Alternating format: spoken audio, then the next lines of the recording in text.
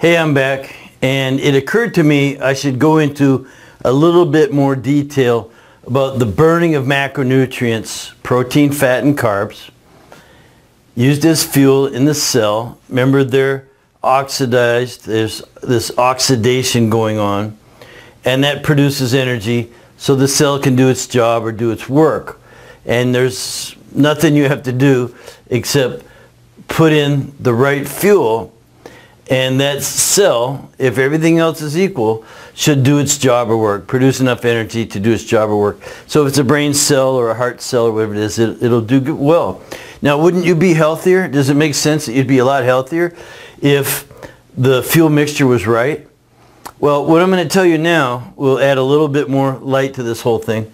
And that is why the plate for some people might be, 50% protein fat versus 50% carbohydrates, and why some people need maybe 65 protein and fat, or 75. Or let's take the Eskimos. We know that they thrive on about 90 to 95% fat and protein. Even within the protein fat side, more fat. So different strokes for different folks, or just we're all sort of designed differently. So you have people who have certain set oxidation rates, and you have to match that with the right amount of protein, fat, and carbohydrates. So this is part of your genetics. This is something that you really can't change, or it would be very difficult to change. It's something that's been bred into you over thousands and thousands, millennia, tens of thousands of years. So I just want to come out and say that there are fast oxidizers and there are slow oxidizers. And, obviously there's going to be people in between, and there's going to be people who are more extreme fast oxidizers and more extreme slow oxidizers. There are certain tribes in South America, for instance, who might be eating the opposite of the Eskimos, 95% carbohydrates and just a little bit of, bugs and, protein coming from little animals and things like that, a little bit that they eat, maybe little seafood or something. So, and then there's, again, the extreme on this side, 95% protein and fat, mostly fat. So those would be the extremes. And I showed you how on a plate you could kind of start dividing up the plate and try more and more and more protein. You could also do it the other way and try more and more carbohydrates.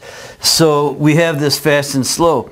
A good friend of mine is Bill Wolcott. He's actually the father of metabolic typing, if you will. Metabolic typing is actually the science behind all this. And one thing I read in his book, The Metabolic Typing Diet, is that it's kind of like a radio dial. A radio dial where you're trying to tune in the macronutrient ratios. And so if you're a fast oxidizer, you're going to have a lot of protein and fat in your diet. And so as you start heading this way, adding in more protein, fat, and more protein and fat in terms of ratio with carbs, you're going to try to dial it in. And you might, just like listening to the radio, you kind of dial it in, and then those things we told you about to look for, the satiation and the energy and the sense of well-being, you're going to get, hey, I'm feeling more energy, more well-being, more satiation. Boy, these meals are really satisfying. I'm really getting a lot of good, solid energy. I have a sense of well-being. And so you're going to dial it in, more and more protein and fat, until you actually might go past. So you would feel better and better and better until you get past. And just like tuning in the radio on a old car station, you'd go through, it would sound good, you'd go a little bit past, it would start to sound funny, and you'd go just right back a little bit to what the perfect diet for you at that time is. And so you would, dial it in. So you can dial in the amount of protein and fat that way. And you could be doing it the other way too, adding in more and more carbs and trying to dial it in if you were a slow oxidizer. No, we're not going to talk about, the amount of fast oxidizers versus slow oxidizers. There's all kinds of people. And again, there's some in between we would call them sort of mixed, or just mixed up. I'm kidding. So if you're fast and you're slow, and you have some people that are kind of mixed oxidizers.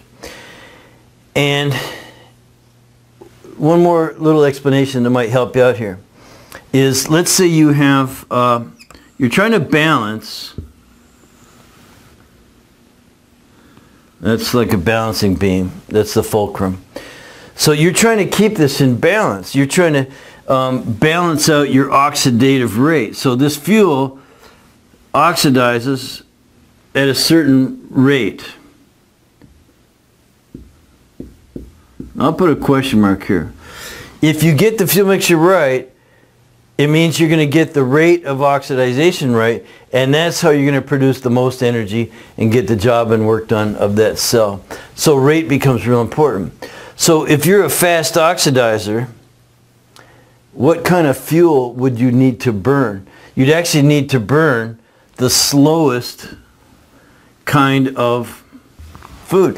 Protein and fat oxidizes more slowly than carbohydrates. So if you're a fast oxidizer, you need to use the slow burning fuel. So you would do more protein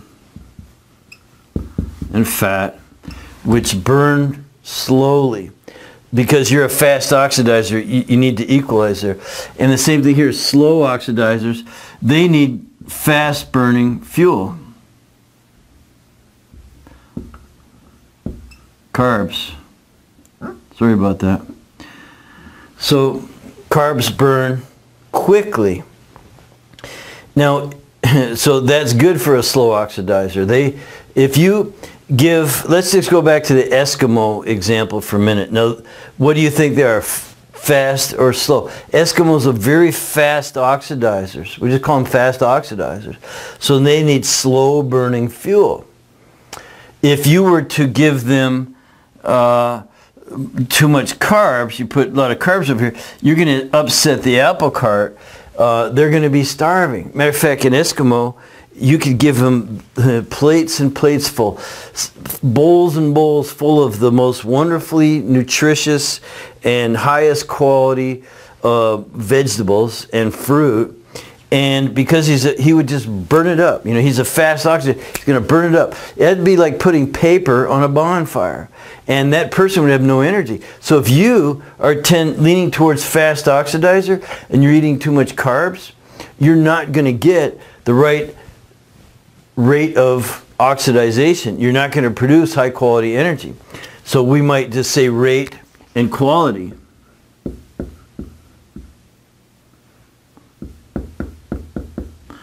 And we also might as well throw in quantity.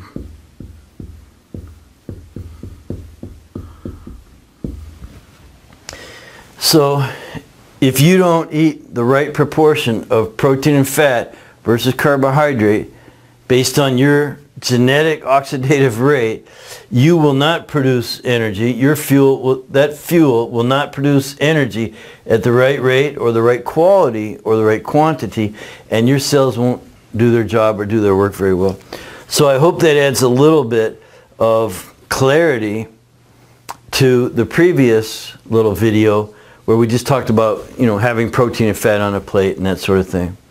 So fast oxidizers need more protein and fat. Slow oxidizers eat more carbs, and it's very appropriate for them. And that's what dictates. And it's genetic. And, you know, if you're an Eskimo, you would know this. The problem is we're not Eskimos. We're very mixed, interbreeding. We're part European, part South American, part African, part this, part that. And so that's why it's pretty hard to figure out. More on this subject coming up. And thanks a lot for being with us.